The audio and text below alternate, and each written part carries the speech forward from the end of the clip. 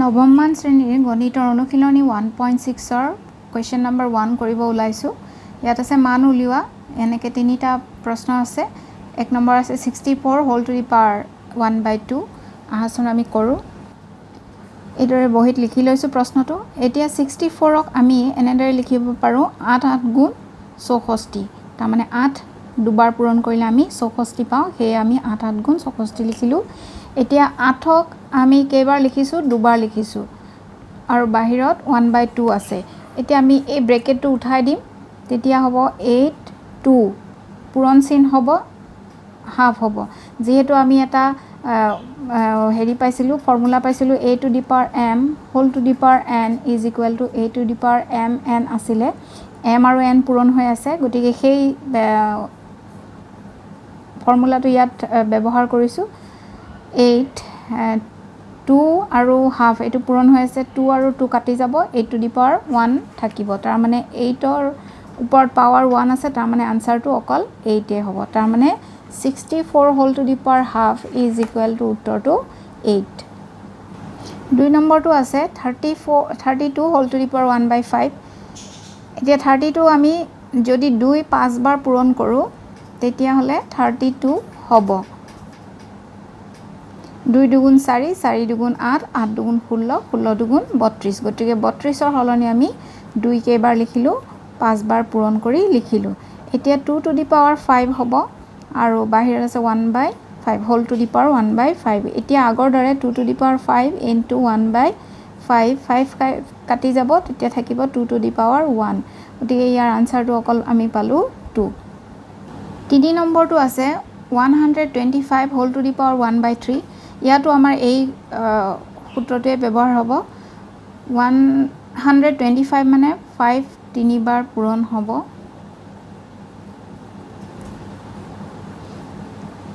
Whole to the power 1/3। তোমালোকে চাবা 5 5 গুণ 25, 25 5 গুণ 125। গতিকে এতিয়া আমি 5 টু দি পাৱাৰ 3 পালোঁ, হোল টু দি পাৱাৰ 1/3।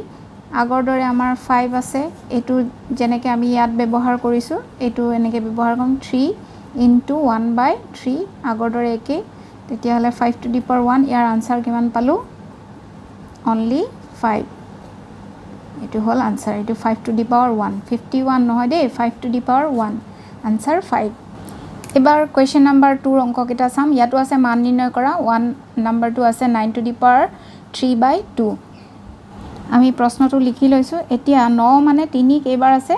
দুবাৰ আছে। 3 3 গুণ 9, এনেকৈ আমি লিখি লৈছোঁ। ইয়াত 3 স্কুৱেৰ হ'ল, 3 দুবাৰ আছে যিহেতু স্কুৱেৰ হ'ল, এইটো হ'ল। এতিয়া আমি নেক্সট কি কৰিম? আগৰ দৰে সেই সূত্ৰটো ব্যৱহাৰ কৰিম। 3 টু দি পাৱাৰ 2 ইনটু এইটো 3/2। এইটো 2 আৰু এইটোতো কেঞ্চেল হৈ যাব, তাৰমানে 3 টু দি পাৱাৰ 3 হ'ব। 3 কেইবাৰ পূৰণ হ'ব? 3 বাৰ। 3 পূৰণ 3 পূৰণ 3। তাৰমানে 3 3 গুণ 9, 9 3 গুণ 27, 27 হ'ব ইয়াৰ উত্তৰ। এইবাৰ 2 নম্বৰটোলৈ আহিছোঁ। ইয়াতো 32 আছে, আগৰ দৰেই হ'ব। 2 ইনটু 2 ইনটু 2 ইনটু 5 বাৰ 2 পূৰণ হ'ব, আৰু ওপৰত আছে 2/5। 2 to the power 5 whole to the power 2/5। আমাৰ সেই আগৰ 1 নম্বৰ যিটো সূত্ৰ, সেইটোৱে ব্যৱহাৰ হ'ব। 2 to the power 5 into 2/5, 5 5 cancel, 2 to the power 2 থাকিল। তাৰমানে 2 কেইবাৰ পূৰণ হ'ব? দুবাৰ পূৰণ হ'ব। 2 দুবাৰ পূৰণ কৰিলে 2 দুগুণ 4, ইয়াৰ আনচাৰটো 4। অংকবোৰ দেখাত যদিও ভয় লগা যেন হয়, কিন্তু আমি যেতিয়া কৰোঁ, এই সূত্ৰবোৰ যেতিয়া মনত থাকে, তেতিয়াহ'লে একেবাৰে সহজ হৈ যায়। আৰু সেইকাৰণে মই এটা শ্বৰ্ট ভিডিঅ'ত ইয়াৰে যিকেইটা সূত্ৰ হয়, সেইকেইটা মই দিছোঁ, তোমালোকে চাই ল'বা। এতিয়া আহোঁ 3 নম্বৰটোলৈ। ইয়াতে 16 আছে। আমি 4 4 গুণ 16 লিখিব পাৰোঁ, নাইবা আমি 2 লিখিম। 2 দুগুণ 4, 4 দুগুণ 8, 8 দুগুণ 16। 2 কেইবাৰ পূৰণ হৈছে? 4 বাৰ। ওপৰত আছে 3/4, তাৰমানে 2 to the power 4 whole to the power 3/4, এনেকৈ লিখিম। 2 4 ইনটু 3/4, 4 4 কেঞ্চেল হৈ যাব, তেতিয়া থাকিব 2 টু দি পাৱাৰ 3। তাৰমানে 2 কেইবাৰ পূৰণ হ'ব? 3 বাৰ পূৰণ হ'ব। 2 দুগুণ 4, 4 দুগুণ 8, তাৰমানে আনচাৰ কিমান হ'ল? 8। 4 নম্বৰটোত আছে 125 হোল টু দি পাৱাৰ -1/3। এইটো ভয় খাব নালাগে মাইনাছ থকা বাবে। আমি কেনেকৈ কৰিম চাওঁ আহা।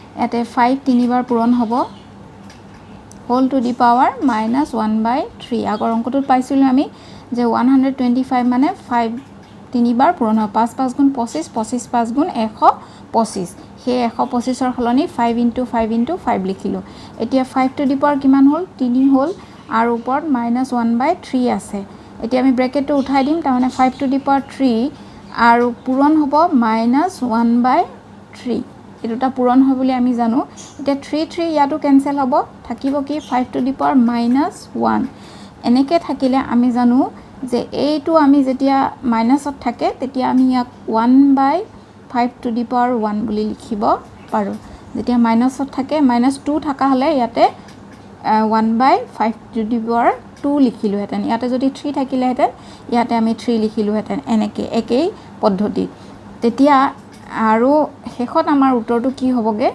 1/5 টু দি পাৱাৰ 1 মানে 5 এই হয় গতিকে ইয়াৰ আনসাৰটো হ'ল 1/5 এই অংকটোৰ উত্তৰটো আমি পালো 1/5 এনে ধৰণৰ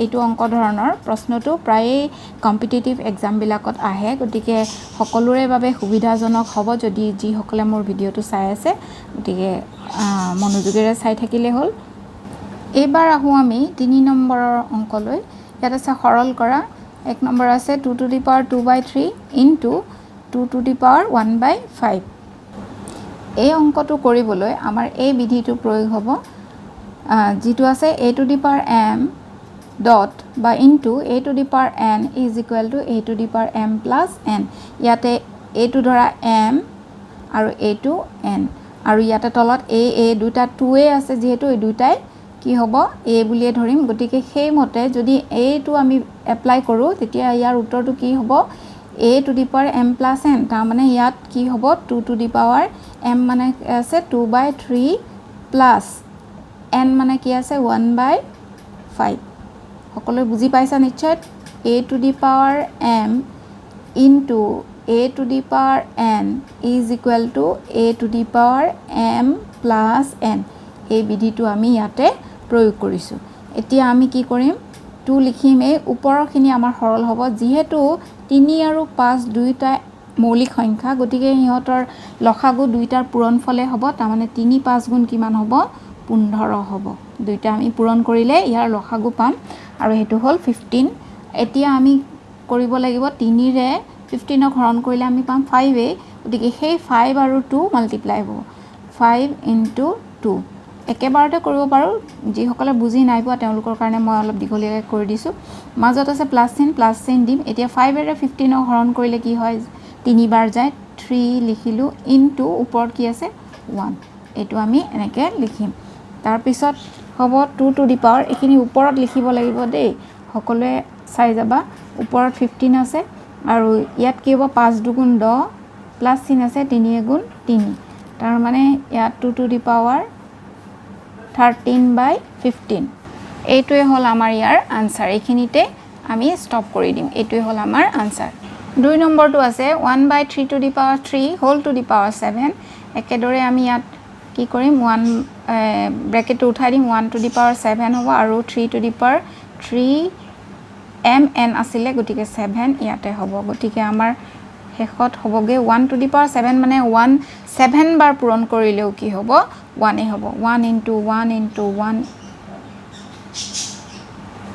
1 2 3 4 5 6 7 7 টাইমছ যদি 1 পূৰণ কৰো 1 এ হয় আৰু 3 7 গুণ 21 তেতিয়া 3 টু দি পাৱাৰ 21 হ'ল ওপৰত 1 হ'ব আৰু 3 টু দি পাৱাৰ 21 তলত হ'ব এইখিনতে আমি ৰাখিব পাৰিম উত্তৰটো আৰু নাইবা আমি এনেকেও কৰিব পাৰো আগতে যেনেকে 1/5 5 টু দি পাৱাৰ আগতে এটা অংক পাইছিলো 5 টু দি পাৱাৰ -1 এনেকে লিখিছিলো হেতু আমি কি লিখিছিলো 1/5 এনেকে লিখিছিলো 5 টু দি পাৱাৰ 1 এনেকে লিখিছিলো এইটো তেনেকে আমি ওপৰলৈ যেতিয়া উঠাই নিম 3 টু দি পাৱাৰ ইয়াত প্লাস আছে এটো গৈ পেলাই মাইনাস হ'ব 21 তাৰ মানে ইয়াৰ আনসাৰটো হয় এইখিনতে আমি এৰিব পাৰো নাইবা এইখিনতে আমি এনেকে লিখিলেও শেষ হ'ব শুদ্ধ হ'ব আমাৰ 3 নম্বৰটো আছিল 11 টু দি পাৱাৰ 1/2 আৰু divided by 11 to the power 1/4 আছিলে আমি ইয়াত এপ্লাই কৰিব এইটো বিধি লাগিব এপ্লাই কৰিবলৈ ইয়াত আছে a to the power m divided by a to the power n is equal to a to the power m minus n where m is greater than n গতিকে ইয়াত a মানে 11 আছে আমি 11 লিখিম আৰু ইয়াত কি আছে m minus n m মানে কি আছে ইয়াতে half আছে half minus n মানে কি আছে 1/4 half to 1/4 কে ডাঙৰ সদায় গতিকে m is greater than n ইয়াত তাৰ পিছত আমি 11 লিখিমে এতিয়া আমি ইয়াতৰ লখাগু ওলাম 4 এ হ'ব 2 ৰে 4 ক ডিভাইড কৰিলে 2 হয় 2 1 জাৰ 2 আৰু 1 পূৰণ কৰিলে 2 হ'ব মাইনাস 4 ৰে 4 ক ডিভাইড কৰিলে 1 আৰু 1 আৰু 1 পূৰণ কৰিলে 1 হয় তাৰ মানে আমাৰ উত্তৰটো হ'বগৈ 11 টু দি পাৱাৰ 2 ৰ পৰা 1 বিয়োগ কৰিলে 1 হয় আৰু তলত আছে 4 এইখিনিতে আমাৰ উত্তৰটো সমাপ্ত হ'ব গতিকে এইটো হ'ল আমাৰ আনসাৰ 4 নম্বৰটো আছে 7 two the power 1/2 into 8 two the power 1/2 এইটোত আমি এইটো বিধি এপ্লাই কৰিব লাগিব ইয়াত আছে a to the power m b two the power n is equal to ab whole to the power m দেই আকৌ এবাৰ কৈছো a to the power m into b to the power m is equal to ab whole to the power m যেটো ইয়াত m এ আছে গতিকে ইয়াত m হ'ব এইটো বিধি আমাৰ ইয়াতে এপ্লাই হ'ব ইয়াত a মানে আছে 7 into a b মানে আছে 8 আমি ইয়াত যদিও ইয়াত মাল্টিপ্লিকেশন সাইনটো দেখুৱা নাই a b ডাইৰেক্ট লিখিছো কিন্তু ইয়াত 78 লিখিলে আমাৰ কি হৈ যাব 78 হ'ব এটো হ'ব নোৱাৰে গতিকে ইয়াত আমি যেতিয়া ডিজিট বা সংখ্যা আমি যেতিয়া লিখো মাজতে পূৰণ চিহ্নটো দিব লাগে আৰু whole to the power m m মানে কিমান আছে হাফ আছে গতিকে আমি ইয়াতে হাফ দিম এতিয়া 8 7 গুণ কিমান 56 56 whole to the power half লিখিলো গতিকে ইয়াৰ আনসাৰটো হ'ব 56 টু দি পাৱাৰ হাফ এইখিনিতে আমাৰ উত্তৰটো শেষ গতিকে যদিও দেখাত বহুত টান লাগে তোমালোকে দেখিছা ইয়াত দেখুতে বৰ ভয়ংকৰ যেন লাগে কিন্তু আমি যেতিয়া কৰিছো একেবাৰে সহজ নহয় নে তোমালোকৰ বুজি পাইছা নিশ্চয় গতিকে ভিডিঅ'বোৰ চাই থাকিবা ধন্যবাদ আজিলৈ এৰিছো